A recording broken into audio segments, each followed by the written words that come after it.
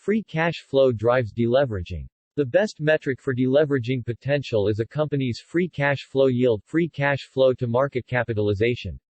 A company's free cash flow yield varies mechanistically relative to valuation as a multiple of free cash flow and the amount of leverage in the capital structure.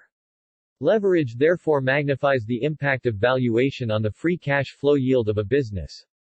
In an unlevered equity, free cash flow yield changes only gradually as the purchase price increases.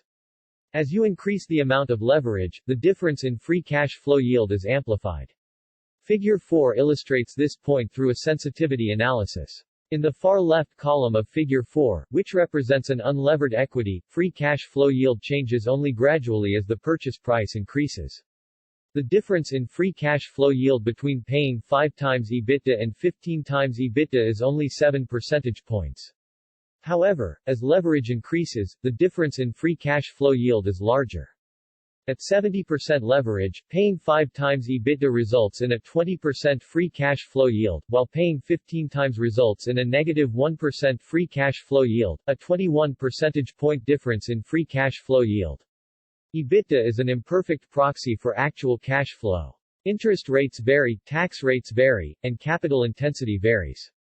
The most direct measure of free cash flow generation in this scenario is debt paydown.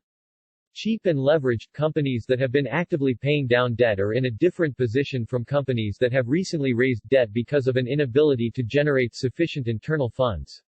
Using cash flow to deleverage has a number of positive impacts, reducing the risk of financial distress, reducing interest payments, and increasing equity value.